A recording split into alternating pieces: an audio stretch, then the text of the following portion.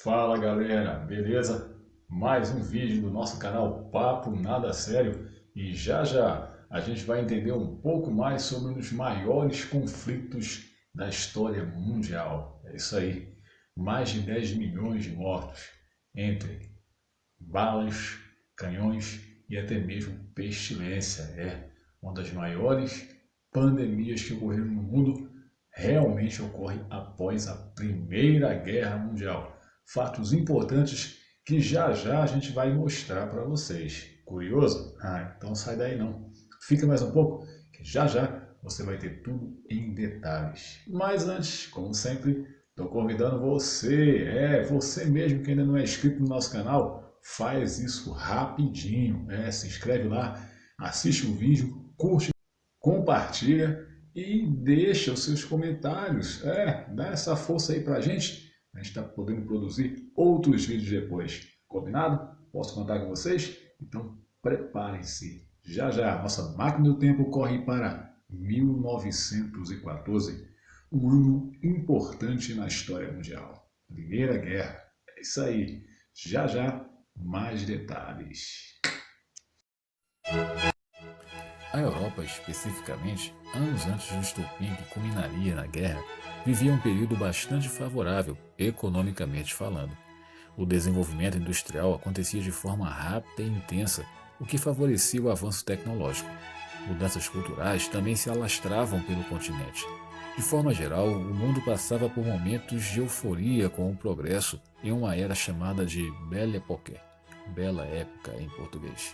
A industrialização que acontecia de forma frenética na Europa e em parte dos Estados Unidos possibilitou a mecanização de atividades que antes eram feitas de forma manual pelos funcionários da indústria, por exemplo, aumentando a margem de produção em bens de consumo, de produção, entre outros.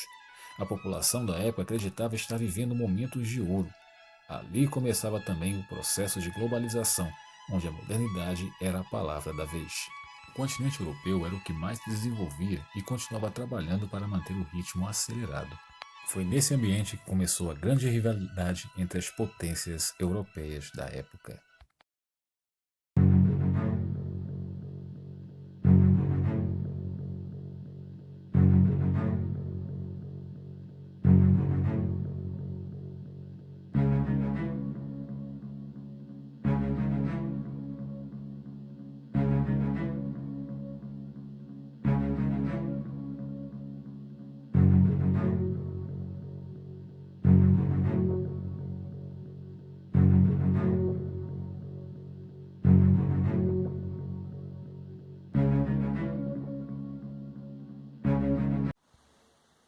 E aí, dentro de todo esse contexto, o que nós precisamos lembrar nesse momento é justamente sobre todo o processo de formação de alianças militares. É isso aí. Não adiantou nada a questão do avanço tecnológico, ou da revolução industrial na sua segunda fase. Como a gente observou aí, os avanços tecnológicos que melhoraram em muito a vida das pessoas, o que criou aquela aura de boa expectativa. Uma vez que as próprias nações, as superpotências europeias, estavam se armando para tentar, de fato, conseguir condições melhores.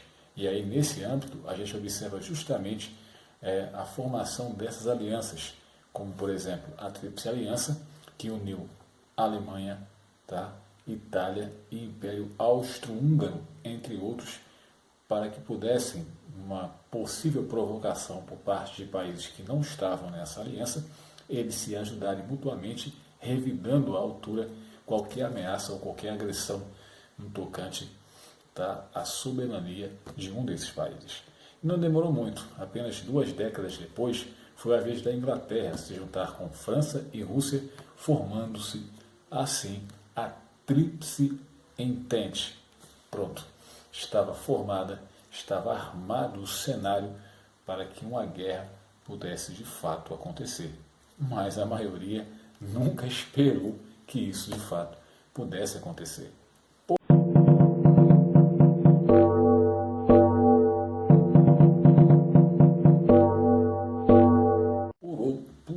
Por outro lado, essas concepções escondiam justamente outras intenções reais que levariam de forma proposital a essas grandes potências, Alemanha, Inglaterra e França, a de fato acentuarem a sua rivalidade. É isso aí, era a busca de mercado consumidor, uma vez que a Alemanha tinha crescido muito no seu processo industrial, ameaçando a hegemonia inglesa e, consequentemente, a França seguia junto, uma vez que ela era forte aliada e parceira dos ingleses, mantendo uma pequena indústria ou um polo industrial em países aliados e menos desenvolvidos em termos de indústria, a exemplo do que acontecia na Rússia. E aí, esse processo se acentua quando a Alemanha, com suas pretensões expansionistas territoriais e de mercado de consumo, tem a ideia de criar ou de construir uma estrada de ferro que ligaria Berlim a Bagdá, tá? Lá no Iraque, ou seja, em plena África. Isso se revelou, meu rei, com o lógico objetivo de tentar conquistar colônias na África, na Ásia e até mesmo na Oceania. E isso porque matéria-prima e mão de obra barata eles teriam aos montes.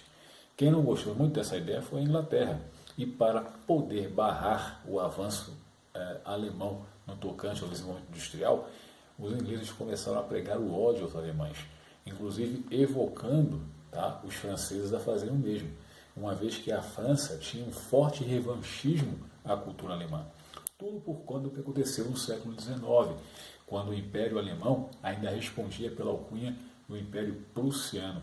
E numa guerra prussiana, ou Prússio-Franca, tá, os prussianos conseguiram conquistar uma importante região, tá, nas localidades pertencentes antes à França, que era a Alsácia e a Lorena. Por esta razão, até mesmo nas escolas, os franceses alimentavam e incentivavam o ódio ferrenho aos alemães. Sem dúvida, elementos que dentro de uma caixa de pólvora só faltaria uma pequena faísca para detonar todo este conflito. Isso sem se falar nos aliados mais diretos, tá? Tanto de Alemanha como de ingleses. Do lado dos ingleses, os russos, e do lado dos alemães, o Império Austro-Húngaro. Onde é que esses dois impérios, tanto o russo como o austro-húngaro, seriam os diferenciais ou o peso maior da balança? Veja como.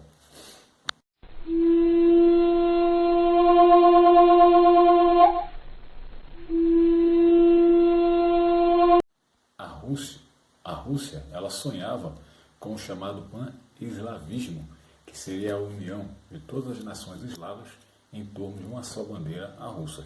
E isso tinha até uma certa procedência, porque boa parte, tá, desses povos que viviam ali nos Balcãs e estavam sob o domínio do Império Austro-Húngaro, eles tinham bem mais afinidades, principalmente culturais, com a própria Rússia. Por esta razão, existia um esforço de uma parte, tá, significativa dos habitantes das regiões dos Balcãs a se tentar separar-se do Império Austro-Húngaro e anexar os seus territórios ao Império Russo. Porém, alguns extremistas iriam bem mais além disso. Por esta razão, preste atenção, por esta razão, esse empurra-empurra entre Império Austro-Húngaro e Rússia iria resultar num fato que se tornaria posteriormente o chamado estopim para o início da Primeira Guerra Mundial. Que fato foi este? Confere aí. Em Sarajevo, no dia 28 de julho de 1914, um atentado torna-se o estopim da Grande Guerra.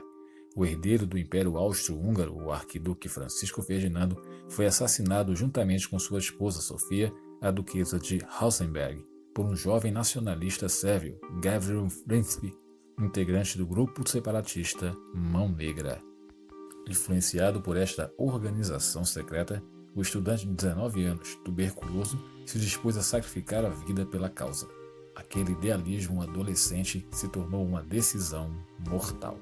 A crise política e a tensão militar não se restringiram apenas aos Balcãs. Todo o continente e o mundo estiveram de algum modo envolvidos no conflito. Convencido de que os russos estavam envolvidos na questão, o Império Austro-Húngaro declara guerra então à Rússia. Dessa forma, a Alemanha declara guerra à Inglaterra. Pronto, está formado o ciclo que iniciaria a Primeira Guerra Mundial. Com o início da guerra, precisamos entender alguns fatos que iriam desencadear todo o processo que desenvolveria a Primeira Guerra Mundial. Ou seja, precisamos entender que essa guerra ela passou por 3 fases distintas. E a gente vai conhecer cada uma delas e a importância que essas fases tiveram para que a guerra pudesse alcançar o nível, tá, de destruição que ele alcançou naquele período.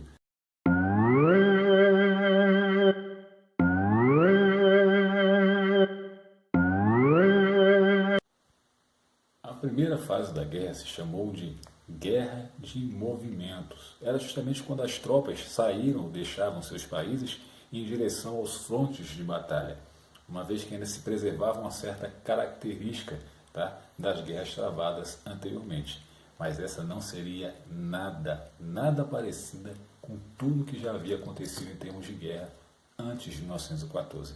Ela teria o seu próprio caráter e o seu próprio poder destrutivo, uma vez que essas tropas, entre aspas, saíram bem mais preparadas e bem mais armadas. Quando eu falo bem mais armadas, eu estou me referindo aos principais países envolvidos no conflito, principalmente os fortemente industrializados, como Inglaterra, Alemanha e França.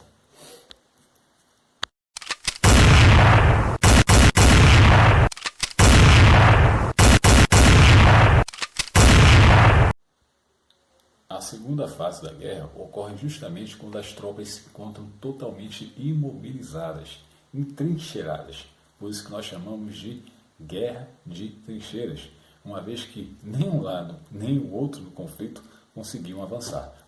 Vale lembrar que esse conflito ele esteve representado em 3 frentes diferentes, onde a conquista das 3 representaria para os países aliados que conquistassem as 3 frentes de batalha do fronte uma vitória significativa e total durante a guerra. Mas o fato é que essa fase da guerra, a Guerra de Trincheiras, foi a mais longa nesse processo. Numa guerra que durou 4 anos, ela levou praticamente mais da metade sendo lutadas em trincheiras.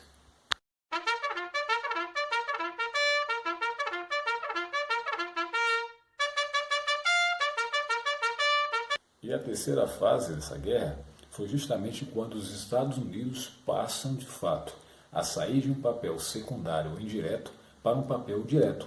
Isso ocorreu porque a Rússia, sem nenhuma condição mais de se manter no conflito, uma vez que nos 3 frontes, todas as batalhas que o seu exército enfrentavam saíam derrotados. Isso por conta da precariedade do exército russo, que não tinha uma arma moderna, mas apenas aquelas velhas armas usadas em conflitos antes de 1914.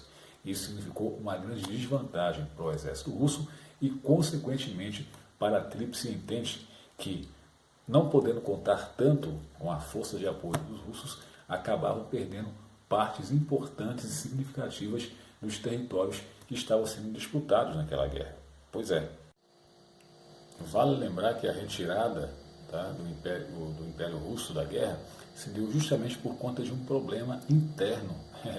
Porque exatamente em 1917, os mencheviques e os bolcheviques unem forças para proclamar a Revolução Russa, que veio com força, mantendo os mencheviques, primeiramente, no governo, tá? Ou no domínio do governo russo, e depois com um outro processo revolucionário, que foi justamente o Outubro Vermelho, os bolcheviques conseguem então tomar o poder. Por essa razão, o Império Russo teve que abandonar completamente o conflito da Guerra de 1914 para tentar de alguma forma salvar a cabeça do czar Nicolau II lá na Rússia, o que acabou não acontecendo.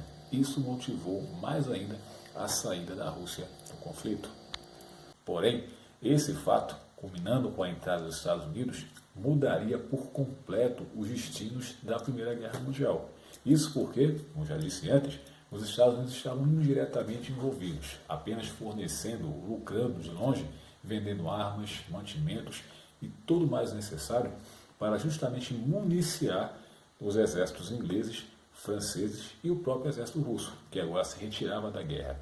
E os Estados Unidos encabeçava uma terceira força ao lado de França e Inglaterra para enfrentar a Tríplice Aliança, batendo de frente com a Alemanha, Império Austro-Húngaro e, detalhe, a partir de 1917, a Itália muda de lado.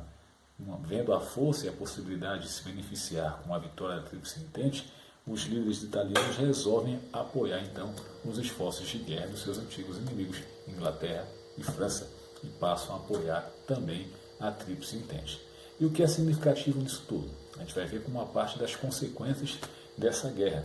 O que a entrada dos Estados Unidos representaria, tá, em termos da política internacional, como uma mudança de base, uma mudança de influência e uma mudança de liderança nessa política mundial depois da Primeira Guerra Mundial. Somebody once told me the world is gonna roll me. Existem alguns detalhes desta guerra que passam despercebidos do grande público.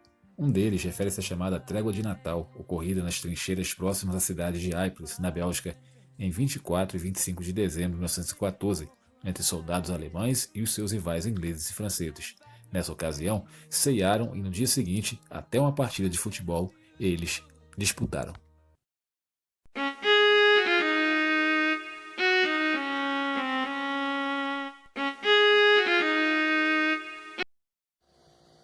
Antes de nós colocarmos a questão das consequências que a Primeira Guerra Mundial teve no mundo, a gente tem que lembrar que depois, né, que os países da Tríplice Aliança se rendem, quem, dentro do tribunal militar, né, julga como o única culpada do processo de guerra foi a Alemanha. E aí, com a assinatura do Tratado de Versalhes, a Alemanha praticamente teve que pagar ou arcar sozinha com todas as despesas de prejuízos, tá, que tanto ela teve como os países que se envolveram na guerra também tiveram. E aí podemos dizer o seguinte: o tratado decidia entre muitas coisas, algumas que eram pesadíssimas para a Alemanha. Tá? E segundo o historiador Erich Hobsbawm, esse processo, né, imposto à Alemanha ao final da Primeira Guerra Mundial, na verdade só protelou um processo seguinte, que viria a ser a Segunda Guerra Mundial. E todas as cláusulas, tá, indicadas nesse Tratado de Versalhes é o que iria propiciar à Alemanha uma espécie de reviravolta para que houvesse a Segunda Guerra Mundial. Entre essas imposições, porque para a Alemanha foi muito pesado, que o Tratado de Versalhes impunha à Alemanha, estava a consideração da Alemanha como a única responsável pela eclosão da guerra, tá? Ela assumiria por completo a culpa, a restituição da Alsácia e Lorena à França. Vocês lembram que durante as guerras prussianas, eu disse no começo do vídeo, tá?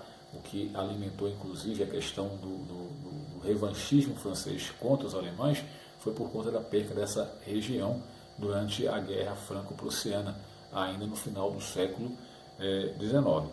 Tá? E agora, com o final da Primeira Guerra Mundial, a Alemanha saindo-se, né, perdedora por completo, a França exige então a devolução desse território, da Alsácia e da Lorena. Um outro aspecto seria a proibição do serviço militar obrigatório na Alemanha. Tá?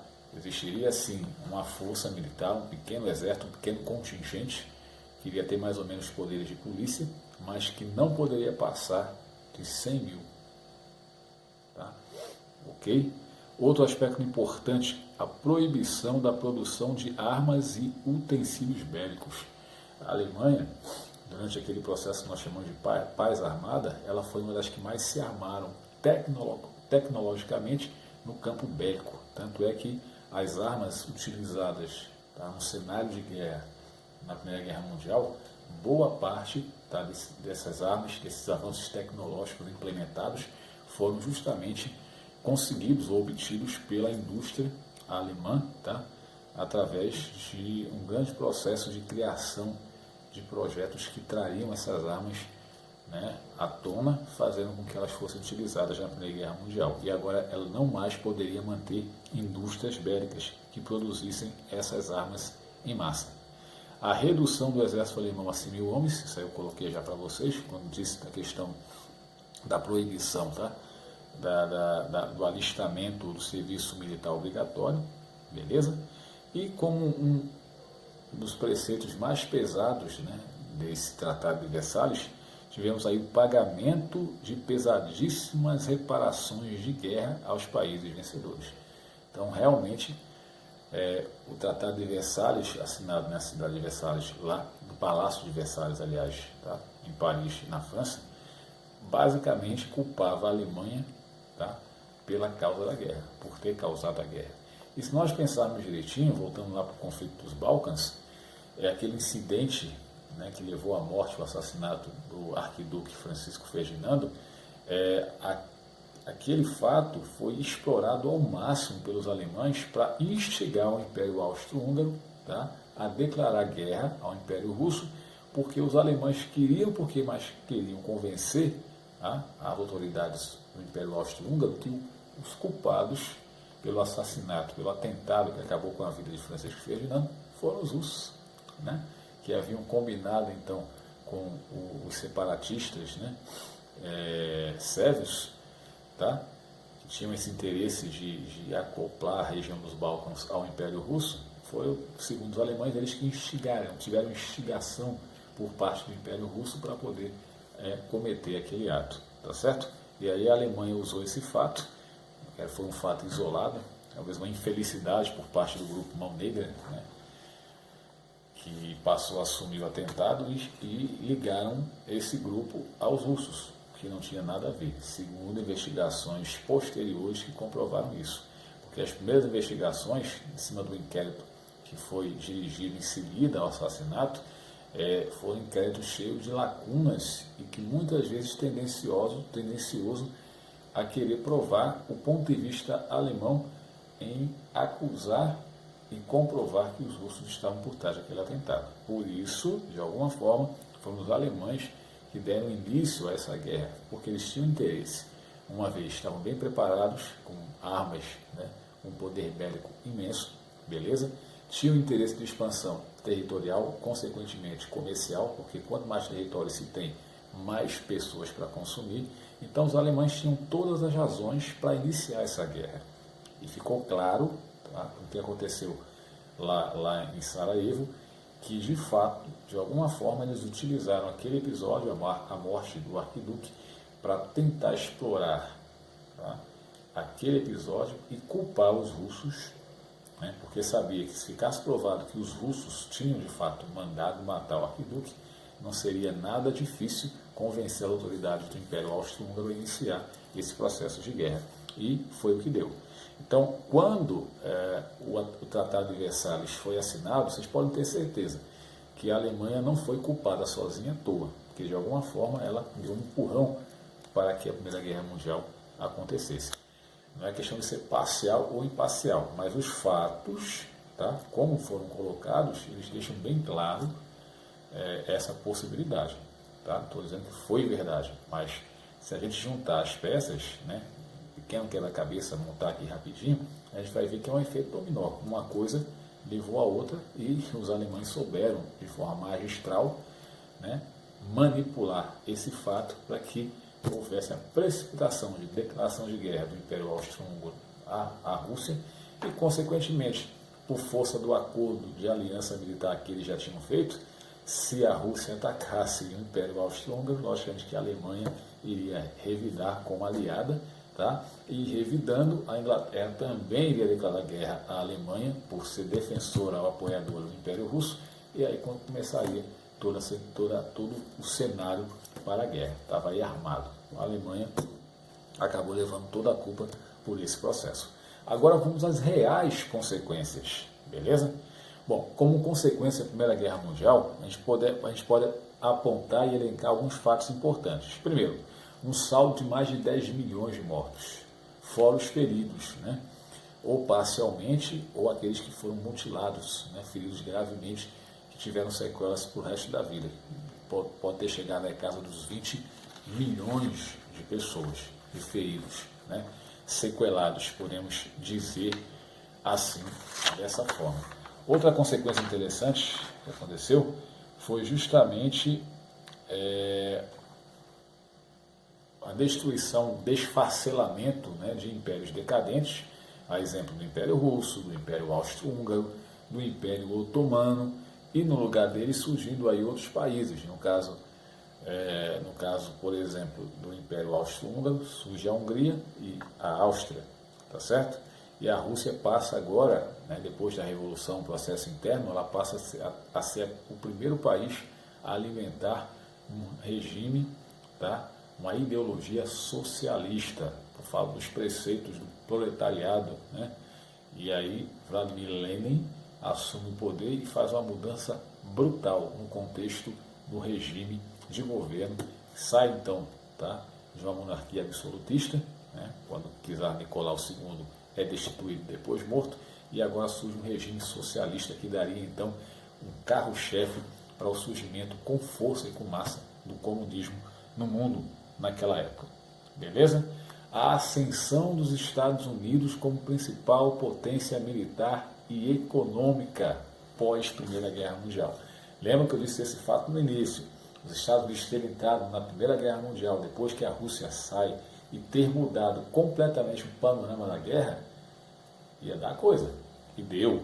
Depois da Primeira Guerra Mundial, os Estados Unidos, passaram a ser a principal potência mundial no aspecto econômico e militar, grande força, e continuaria alimentando essa aliança, né, que nós chamamos de anglo-americana, com a Inglaterra. Porém, os Estados Unidos ditaria de uma maneira muito mais forte e constante os destinos da política internacional desde aquele período. E a gente vai observar isso mais à frente, quando formos falar um pouquinho sobre a Segunda Guerra Mundial. A criação da Liga das Nações, é isso aí, era justamente uma instituição, tá? Uma instituição internacional que teria como finalidade, tá, alinhar os interesses de vários países que buscariam resolver os seus problemas, as suas diferenças de forma diplomática, com auxílio dessa liga, dessa organização, certo? Ok? Só que quando começar a Segunda Guerra Mundial, a gente vai ver que ela fracassou por completo. Nem os Estados Unidos assinaram a entrada, né? Naquela ocasião, pouco mais de 70 países apenas assinaram, tá, o acordo que firmaria o surgimento dessa Liga das Nações. O que, no geral, podemos dizer, esse nascimento ele foi já fadado ao fracasso, tendo em vista as coisas que viriam a acontecer no cenário mundial, tá, político, econômico e militar, nos países que saíram totalmente prejudicados na Primeira Guerra Mundial. E outra consequência grave, justamente a destruição dos países envolvidos nessa guerra, o que por si só já dá aos Estados Unidos também uma possibilidade de crescimento econômico muito maior. Por quê? Porque como o território norte-americano está na América do Norte e não foi atingido por uma bala saída da Primeira Guerra Mundial, que se concentrou basicamente ali na Europa e em partes da África, os americanos estavam intactos, podemos dizer assim, e agora poderiam fornecer ajuda financeira para que esses países pudessem se reestruturar fisicamente e economicamente também. Então, mais lucro para os Estados Unidos, e isso aí acentuava a importância que esse país teria a partir daquele momento, ok? Outro aspecto importante que a gente não pode esquecer, isso aí eu tiro por conta própria e alisto como também consequências. No final da Primeira Guerra Mundial, 1918, tá? Eclode no mundo, principalmente na Europa, começando na Europa, tá? A chamada gripe espanhola. Segundo especialistas, teve origem nos Estados Unidos, tá? Com a evolução, tá? Uma mutação, tá? do que nós chamamos o vírus influenza, da gripe. Ele vem com mais força nessa mutação, mata em questão de horas quem se contamina. E aí já tinha-se indícios de que alguns soldados americanos, norte-americanos, antes de embarcar para a Europa, já apresentavam alguns sintomas. E quando chegaram lá, a transmissão entre as outras tropas, aí foi consequência, foi bem rápida. E como a imprensa desses países envolvidos combinaram em não divulgar o que estava acontecendo em termos de, vamos dizer assim, de patologia, tá, que estava matando em alguns momentos até mais do que as balas no conflito, apenas a imprensa espanhola estava focando, tá, esse surgimento repentino da gripe espanhola e informando as pessoas que ela estava se espalhando, não só pela Europa, mas também pelo mundo todo. Por isso ficou o nome gripe espanhola, tá? Porque foi a imprensa espanhola livre, que não tinha nenhum compromisso em relação aos países envolvidos na guerra, que acabou divulgando em primeira mão o surgimento, tá, desse vírus, que é repito, uma mutação do vírus influenza, causador da gripe, uma dimensão muito maior e uma mortalidade muito maior, inclusive atingindo o Brasil. Outra consequência, gente, com as medidas adotadas, tá, contra a Alemanha através do Tratado de Versalhes, e alguns países, a exemplo da Itália, da própria Espanha e Portugal, não conseguindo se restabelecer economicamente e se esfacelando, né, economicamente, abriu-se o caminho para o surgimento dos regimes totalitários em alguns países da Europa, principalmente esses 4 que eu citei aí. E aí era uma ponte para se iniciar um outro processo de guerra, aí é onde Eric Hobsbawm quer chegar, né? Essa ponte aí que levaria à Segunda Guerra Mundial. Por isso que no livro dele, Guerra Total, ele diz que não houve Primeira e Segunda Guerra Mundial, houve apenas um conflito, né, continuado de acordo com as consequências que um certo tratado traria para a Alemanha e, consequentemente, como que ressurgindo das cinzas, alguém surge lá como o salvador da pátria e aí bota o barco para frente, recupera economicamente a Alemanha e ela passa de pouco a pouco a se tornar novamente uma grande potência. Só que aí isso é assunto para um próximo vídeo, numa próxima oportunidade. Desde já agradeço a vocês que acompanharam, tá, com atenção esse nosso vídeo. Espero que tenha ficado claro alguns aspectos, um dos principais, e vocês puderam observar que a Primeira Guerra Mundial acabou com o resto da inocência que nós tínhamos e lançou o mundo inteiro, a humanidade, num caminho sem volta. Beleza? Então, galera, se você gostou, deixa o like lá, comenta e compartilha também com as pessoas que estão próximas a você, colegas, amigos, famílias, enfim, com quem você quiser compartilhar. Ajuda a gente aí a alcançar o maior número de pessoas possíveis para que elas possam também se beneficiar dessas informações. Falei? Então, obrigado, um beijo, um abraço para todos vocês e lembrando, na próxima semana, na próxima quinta-feira, nesse mesmo bate-horário, nesse mesmo bate-canal, canal Papo Nada Sério com o vídeo da semana. Tchau, galera!